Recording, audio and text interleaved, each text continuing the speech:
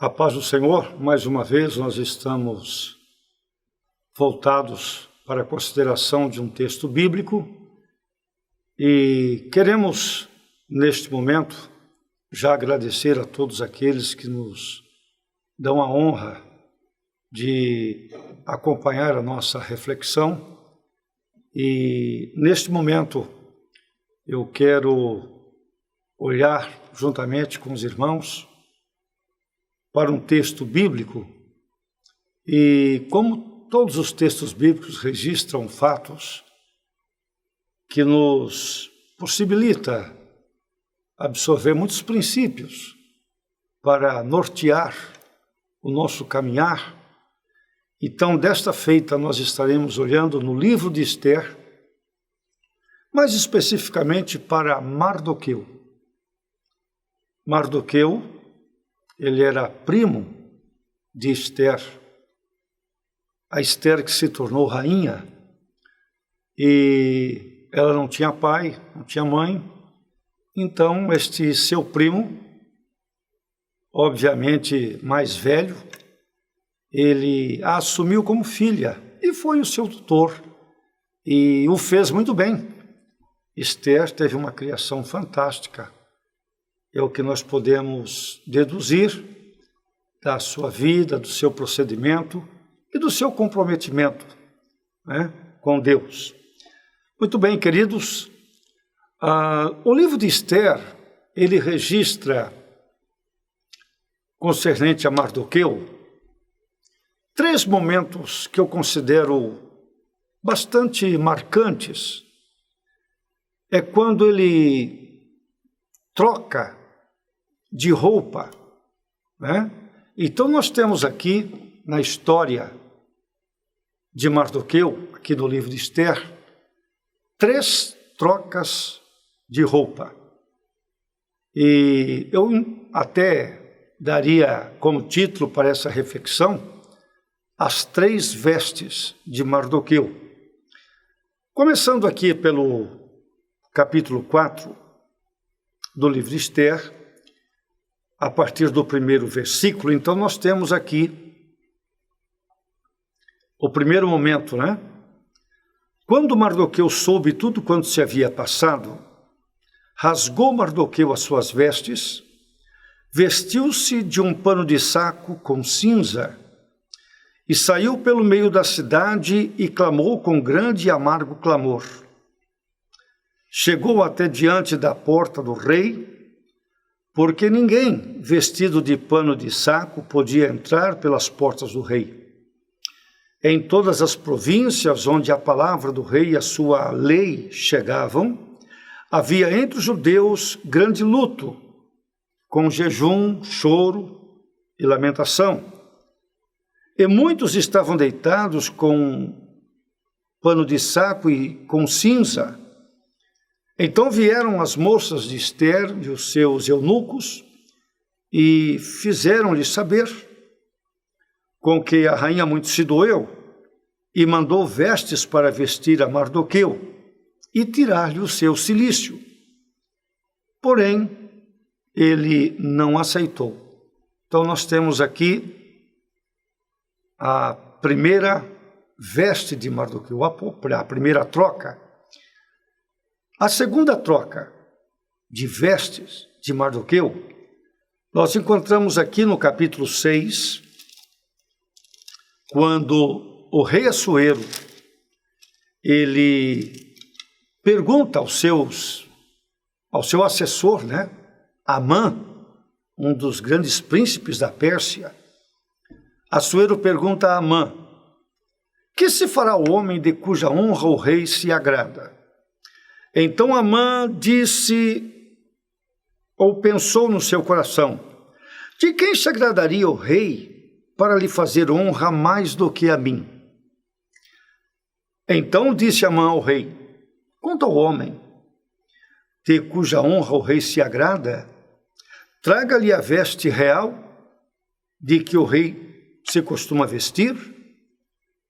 Monte também ele o cavalo em que o rei costuma andar montado, e ponha-se-lhe a coroa real na sua cabeça.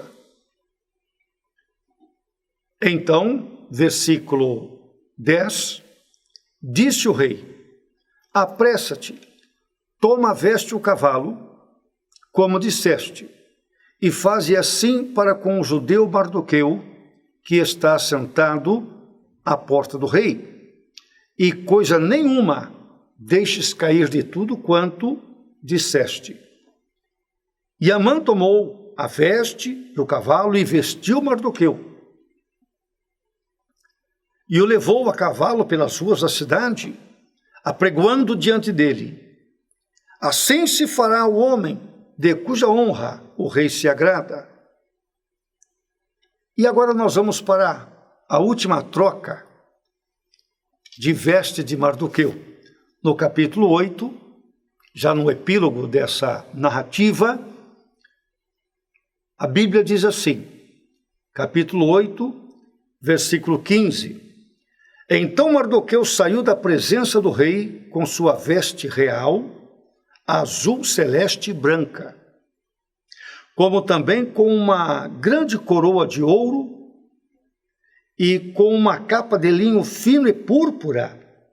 E a cidade de Suzã exultou e se alegrou. E para os judeus houve luz, alegria, gozo e honra. Bem, queridos, nós temos aqui esses 3 momentos na vida deste homem chamado Mardoqueu. Mas para que nós possamos assimilar a grandeza histórica dessas trocas de vestes, né? É necessário que nós nos inteiremos do contexto no qual elas ocorreram. E devemos lembrar que o livro de Esther registra os fatos durante o cativeiro de Israel, que começou com a Babilônia e agora estava sob o domínio persa. Então, é sabido de todos nós que o reino de Judá, né, porque Israel estava dividido, o reino do norte já havia sido deportado pela Síria, e agora o reino do sul, composto pelas tribos de Benjamim e Judá, com a capital Jerusalém, foram invadidos pelo grande exército de Babilônia, né? O grande rei Nabucodonosor. Ele entrou e levou o povo cativo para a Babilônia. E então os fatos registrados aqui no livro de Esther, eles ocorrem já no final, né? No crepúsculo desse cativeiro.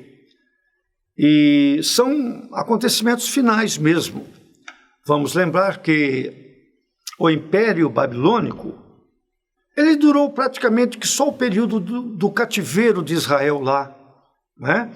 E então a Pérsia, quando domina o grande império de Babilônia, se apossou de todas as nações que estavam subjugadas pela Babilônia, e obviamente que o Israel está cativo lá, levado por Nabucodonosor, isso há quase 100 anos atrás.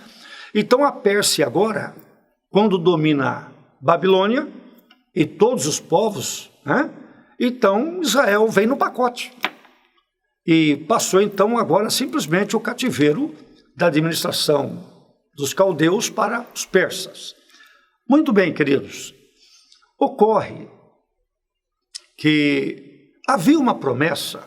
Esse cativeiro de Israel foi um processo corretivo na vida da nação, porque quando Deus os tirou do Egito e os trouxe para Canaã, foi feita uma aliança. E Deus disse que Israel permaneceria na terra enquanto permanecesse fiel.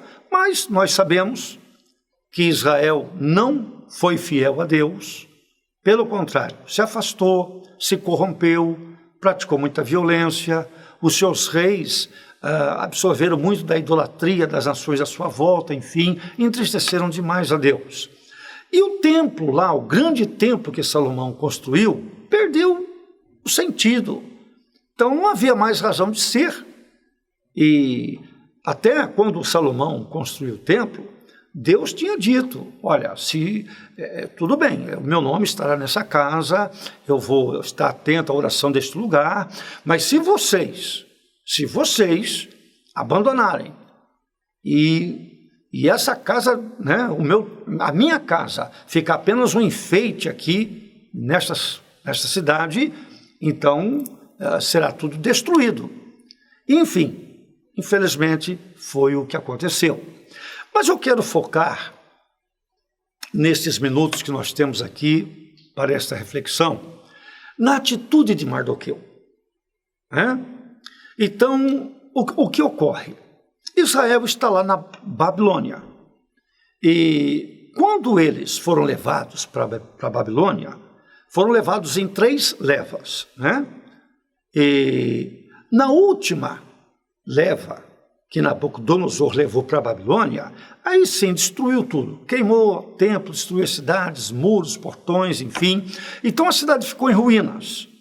E Israel, lá em Babilônia, cumpriu uma penitência, lá, uma sentença de 70 anos. 70 anos. Então, aqueles que foram já adultos e já com uma certa idade lá, acabaram falecendo. Então, uma outra geração nasceu em Babilônia.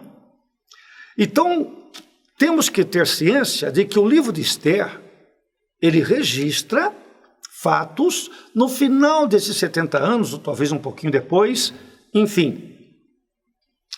Agora, havia uma promessa, de que após 70 anos, eles retornariam.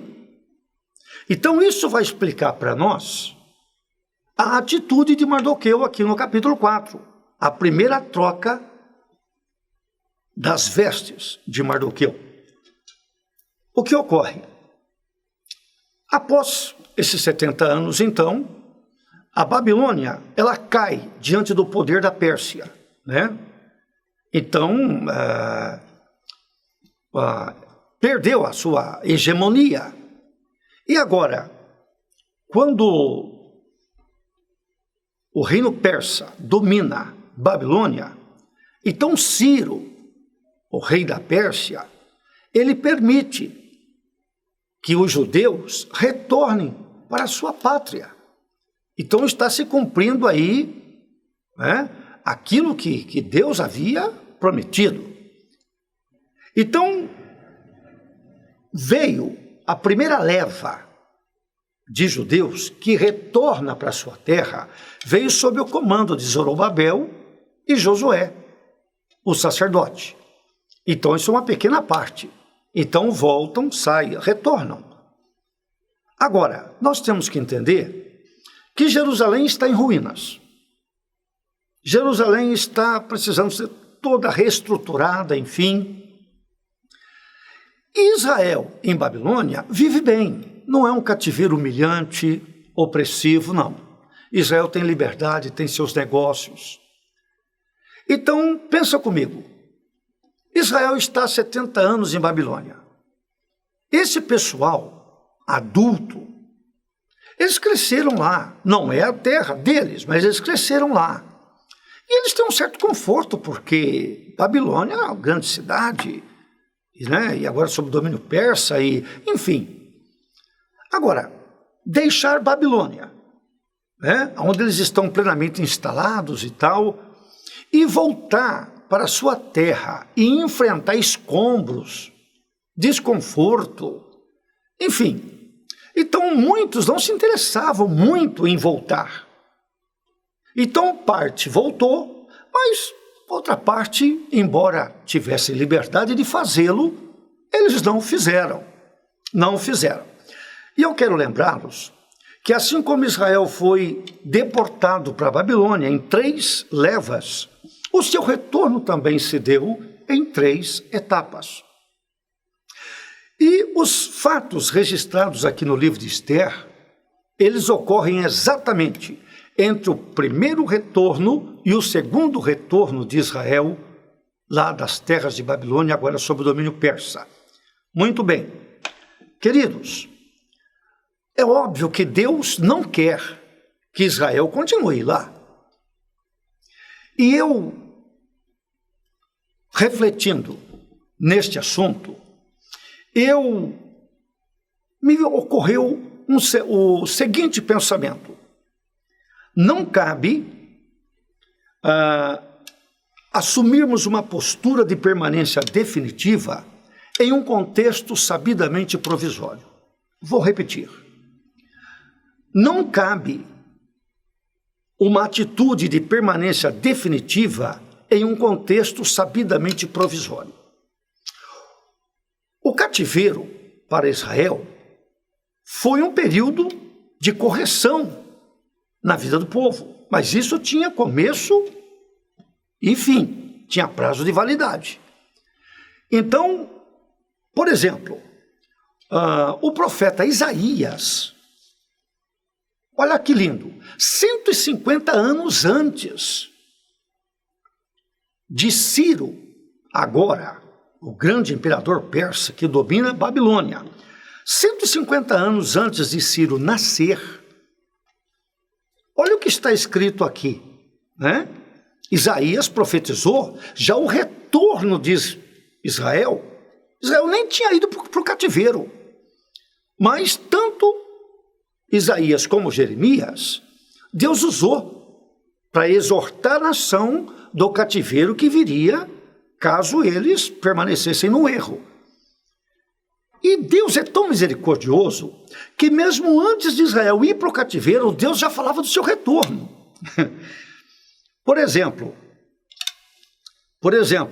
quando Nabucodonosor invadiu Jerusalém, lá nos dias de Jeremias, né, e destruiu tudo, então isso aconteceu. Mas aqui antes, nos dias do profeta Isaías, como eu disse, 150 anos antes de Ciro nascer, né? Então, Deus fala aqui através de Isaías, no capítulo 44, dizendo assim, que diz a Jerusalém, tu serás habitada, capítulo 44 e versículo 26. Tu serás habitada, e as cidades de Judá sereis reedificadas, porque no futuro Nabucodonosor ia destruir tudo. E eu te levantarei das suas ruínas, né? Que diz a profundeza seca-te, e eu secarei os teus rios. Que diz de Ciro, Ciro nem nasceu, vai nascer 150 anos depois, é meu pastor. É meu pastor no sentido de prestar a Deus um trabalho. Ciro não servia a Deus. É meu pastor e cumprirá tudo o que me agrada. Dizendo também a Jerusalém, se edificada, e ao templo, funda-te. Lá na frente, Ciro, ele mesmo disse, o Senhor do céu me encarregou de lhe construir uma casa em Jerusalém. Então Ciro entendeu a mensagem. Então note como Deus controla a história. Eu chamo Deus respeitosamente o Senhor da história. Por quê? No atendimento aos propósitos de Deus, a história é apenas um mordomo fiel. Então, as coisas não acontecem na terra de qualquer maneira, não. Deus tem o controle. Então, no capítulo 45 de Isaías, está escrito assim, diz o Senhor ao seu ungido Ciro, a quem tomo pela sua mão direita, para abater as nações diante da sua face. E olha aqui, e ele diz aqui, ainda, por exemplo,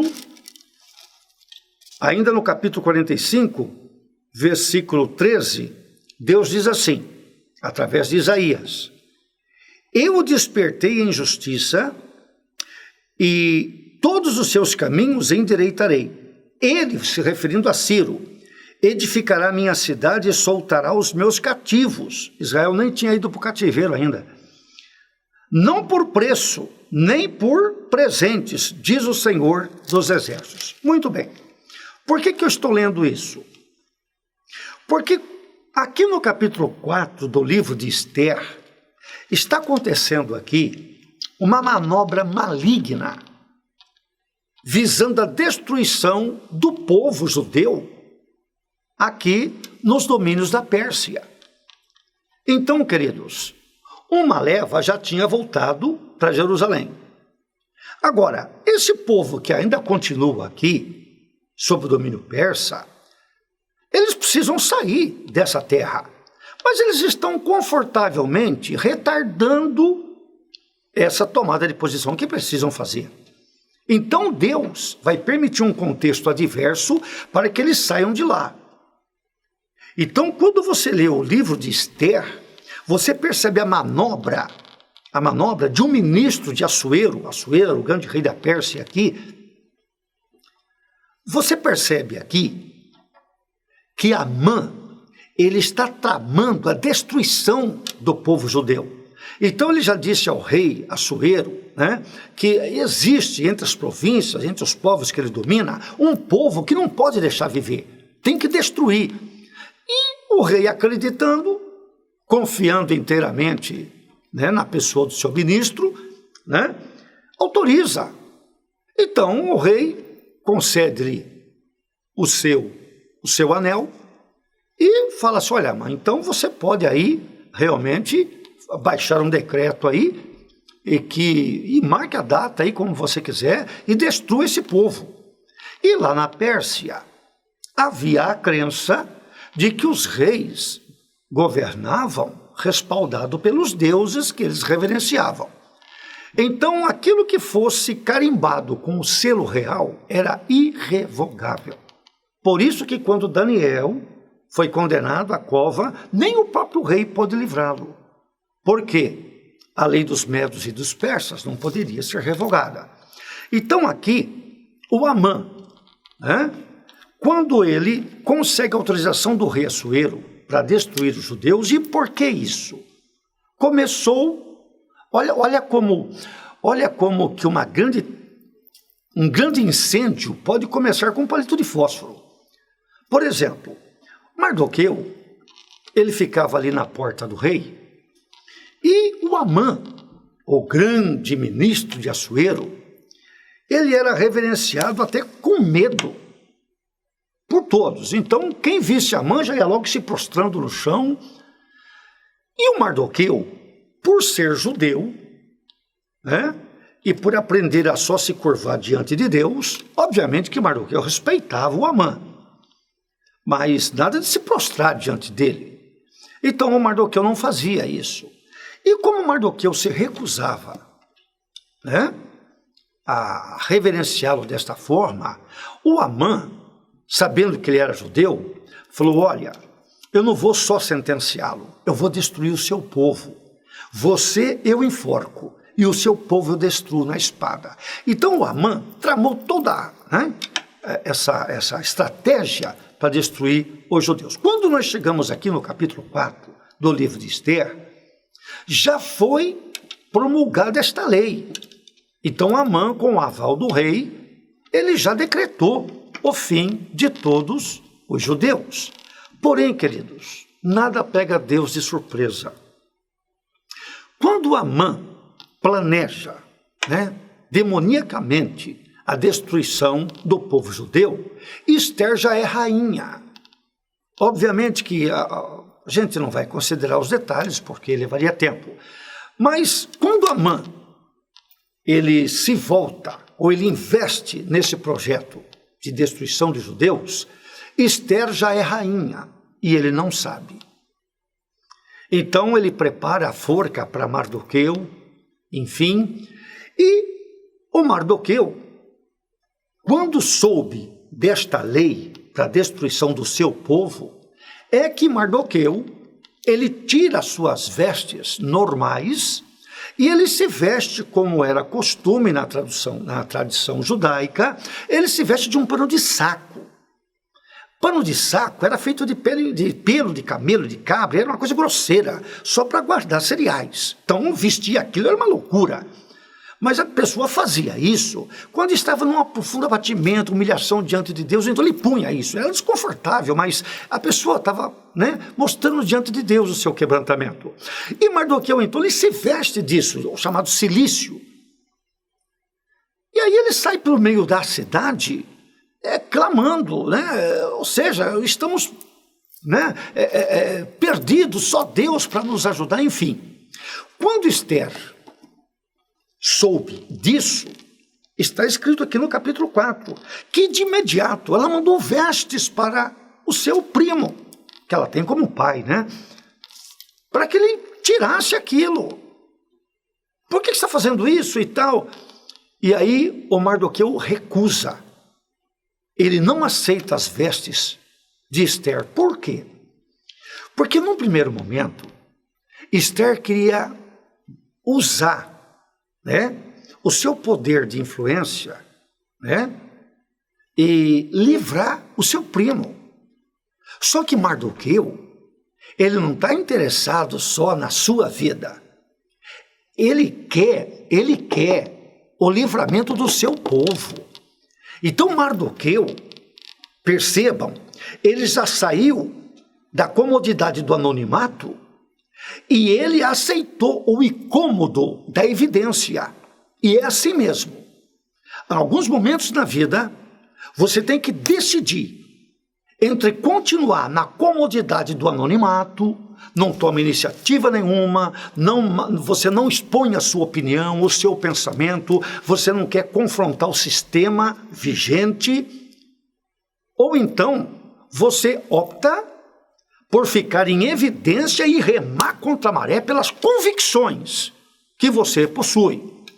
Agora, por que Mardoqueu ele foi tão contundente nessa oposição que ele fez a essa situação, correndo até perigo de vida? Já corria mesmo, porque o Amã prometeu que ia matá-lo. Mas por que Mardoqueu ele toma essa iniciativa, queridos?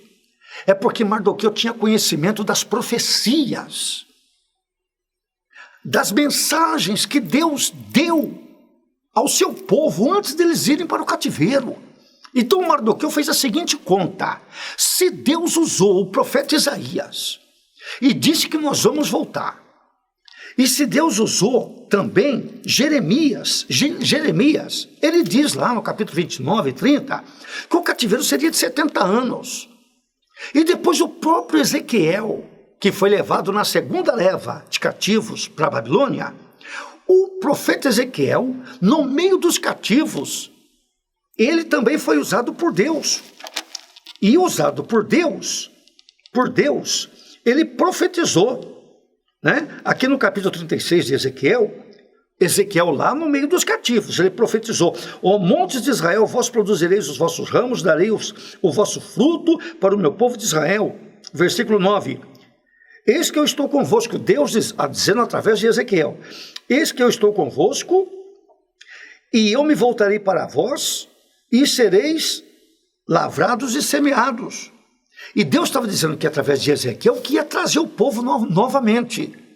Então, queridos, diante disso, o Mardoqueu não aceitou aquela manobra que o maligno Amã fez junto ao rei para destruir o seu povo. Ele falou: não, se Deus prometeu que nós voltaríamos, nós não vamos morrer aqui. Então, queridos, isso serve de exemplo para nós. Às vezes você está vivendo em um contexto totalmente adverso, né? Então, se você se guiar apenas pelos fatos contemporâneos, né, pelas evidências naturais da adversidade, você vai sucumbir. Então nós, em nossa vida, eu e você que servimos a Deus, mesmo em meio às lutas, nós temos que olhar para a palavra de Deus e para as garantias que Deus nos dá. Ele está conosco. E Mardoqueu recusa aquelas vestes que Esther lhe envia. Por quê? Mardoqueu, ele está identificado com esta causa. A prioridade para Mardoqueu não é livrar a sua vida, mas o livramento do seu povo. E quando ele recebe as vestes que Esther lhe enviou, então aquilo não cabe em Mardoqueu. Por quê? Mardoqueu está se humilhando diante de Deus. E Mardoqueu, ele está aspirando uma intervenção divina. Então ele recusa prontamente. E as pessoas que vieram trazer as vestes para Mardoqueu, as vestes que Esther mandou, né, para ele retirar aquele cilício, aquele pano de saco, ele manda dizer para ela: olha, diga a ela que nós estamos ameaçados e que agora é hora dela interceder pelo nosso povo junto ao rei Assuero. Bem, Esther então manda dizer ao seu primo que ela está diante de um impasse, porque internamente no palácio, e eu creio que isso foi até uma estratégia de Amã, havia lá uma observação naquele momento de que ninguém poderia se aproximar do rei sem ser chamado. E já, como diz Esther aqui, há 30 dias que o rei não a chamava. Então, ela manda dizer, olha, Mardoqueu, está difícil eu me apresentar diante do rei. Olha a resposta de Mardoqueu, aqui no capítulo 4, para Esther. Ele diz assim, olha, versículo 13, não penses que você vai escapar, né? Aí na casa do rei, que você vai ter uma melhor sorte que os teus irmãos. Porque se de todo te calares, se você não se manifestar neste momento, socorro e livramento de outra parte virá. Mas tu e a casa de teu pai perecereis. E quem sabe se para tal hora, tal tempo como este, chegaste a ser rainha. Mardoqueu, ele tem uma convicção muito grande dentro dele, uma convicção fundamentada nas promessas de Deus. Então ele diz, olha minha filha, Deus já falou que nós não vamos perecer em terra estranha, nós vamos voltar para a nossa terra. Se você se calar neste momento, socorro virá de outra parte. É sempre assim, queridos. Se você serve a Deus, se você está na presença de Deus, se quem pode te ajudar não te estender a mão, se quem deve te ajudar não estender a mão, de outra parte Deus envia, mas você não fica sem assistência. E essa era a convicção de Mardoqueu. Ele recusou aquele arranjo de Esther.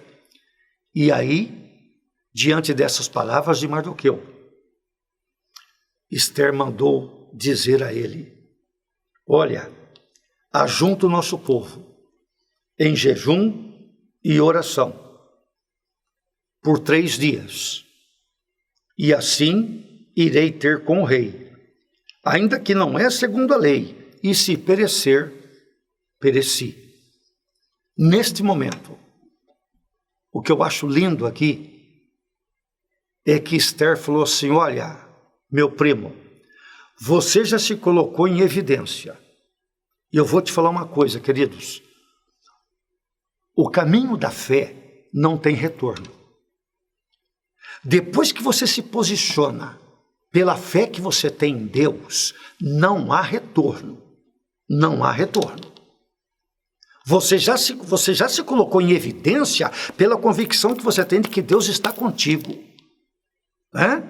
Por isso que lá no livro de Hebreus está escrito que o justo viverá da fé. E se ele recuar, Deus diz, eu não tenho prazer nele. Então, quando você toma uma atitude pela fé, mantenha isso, porque Deus vai te honrar. E Esther, diante disso, ela foi despertada. Ela disse, epa, nós servimos um Deus poderoso.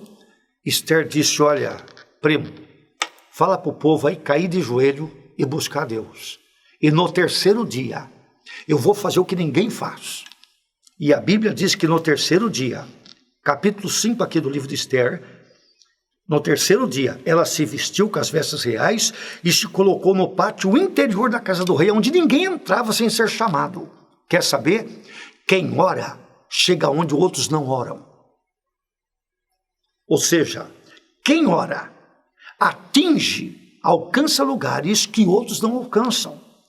Esther chegou até o pátio interior da casa do rei pelo poder da oração. A convicção de que Deus estava com ela. O que eu acho lindo aqui é que quando o rei a vê ali, onde ninguém podia estar sem ser chamado, Meu Deus. Versículo 3. O versículo 2, né? O rei estende para ela o cetro, porque ela achou graça diante dos olhos do rei. Deus está no controle. O Assuero, ele tinha que atender Esther. Então aqui, capítulo 5, versículo 2 diz, né, que ela alcançou graça aos olhos do rei, e ela chega, toca no cetro de ouro, e no versículo 3, o rei pergunta: que tens, rainha? Qual é a tua petição?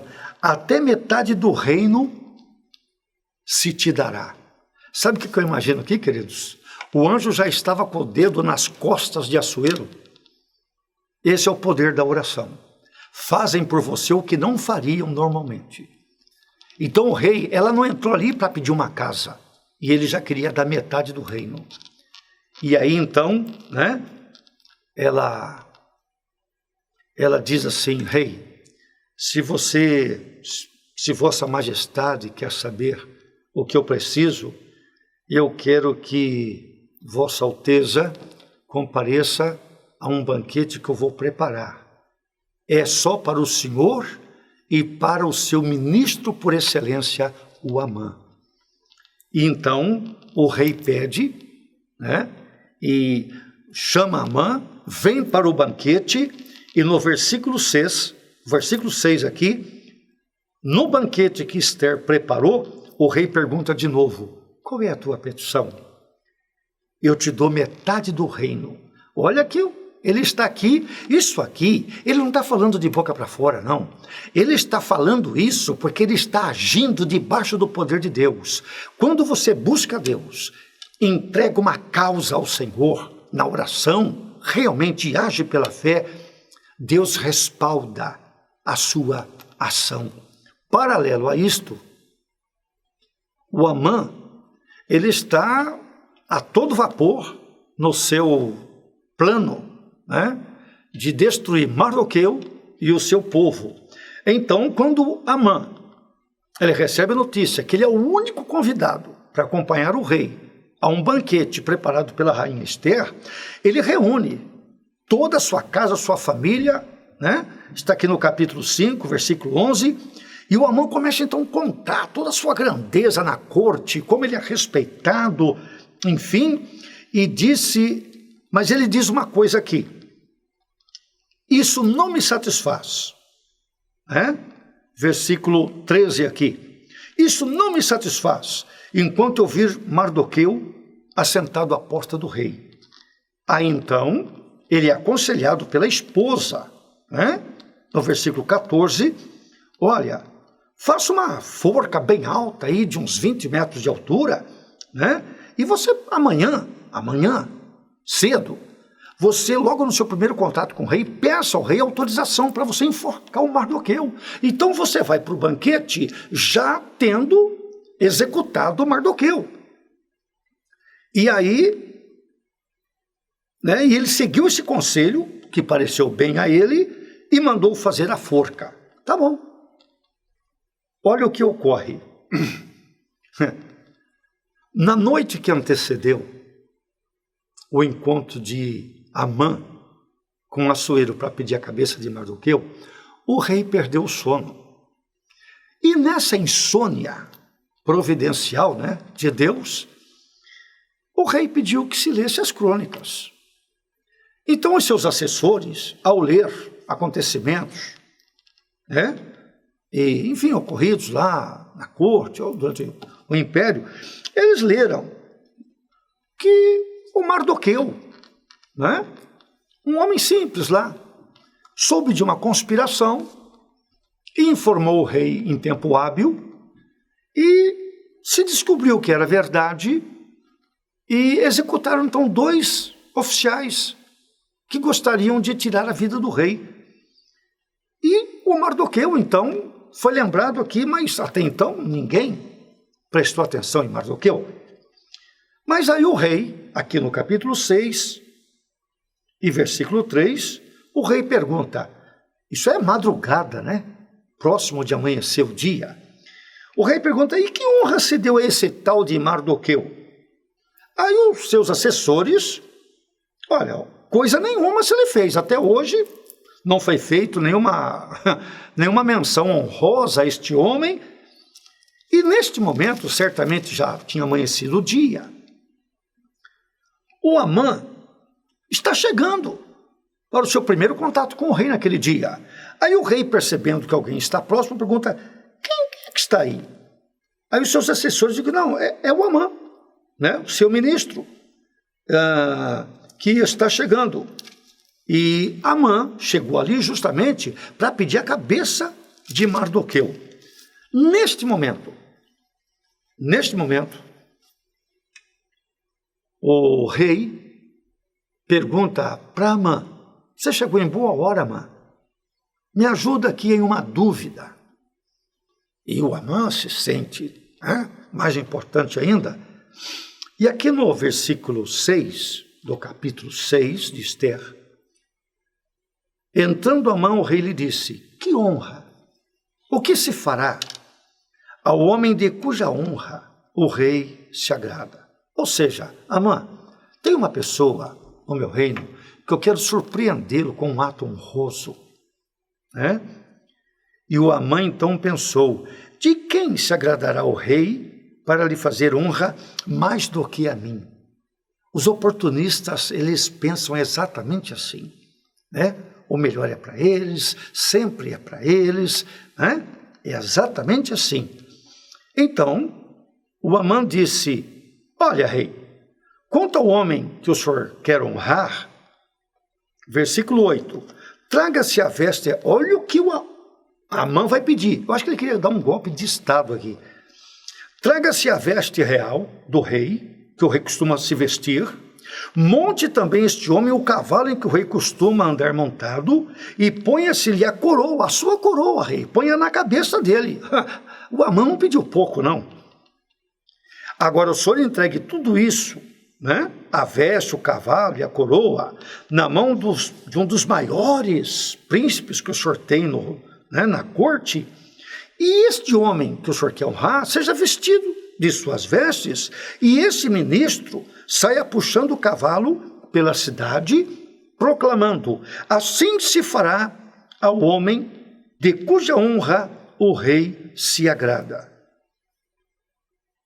O rei olhou para Amã e falou: sabe, Amã, que você está certo? Eu acho que a melhor maneira mesmo de eu mostrar minha gratidão a este homem é assim. E eu acho que eu vou acatar a tua ideia. E no versículo 10, o rei disse: apressa-te, toma, veste o cavalo, como disseste, e faze assim com o judeu Mardoqueu, que está sentado à porta do rei, e coisa nenhuma deixe cair de tudo quanto disseste. Nós continuaremos esta reflexão no próximo vídeo. Amém? E eu quero que você entenda que Deus não tem dificuldade de guardar, de proteger e de honrar aqueles que lhe são fiéis. Eu gostaria de fazer uma oração neste momento, e para que, não sei em que condição esta reflexão te alcançou neste momento, mas o Deus de Mardoqueu é o nosso Deus. Você crê assim? Querido e eterno Deus, nós temos olhado para a Tua palavra e diante deste fato, Senhor, em que o Teu servo Mardoqueu confiou inteiramente em Ti, e nós estamos vendo na Tua palavra como a Tua mão agiu e operou em favor de Mardoqueu e do seu povo. Nós cremos, Pai, o Senhor é o mesmo ontem, hoje e eternamente. Ajuda-nos a nos identificarmos contigo, Senhor, e firmados nas Tuas promessas, nós termos o nosso posicionamento pela fé, crendo que o Senhor está conosco. Assim, Pai, eu peço a Tua bênção sobre todos que têm nos acompanhado na meditação da Tua palavra, em nome de Jesus.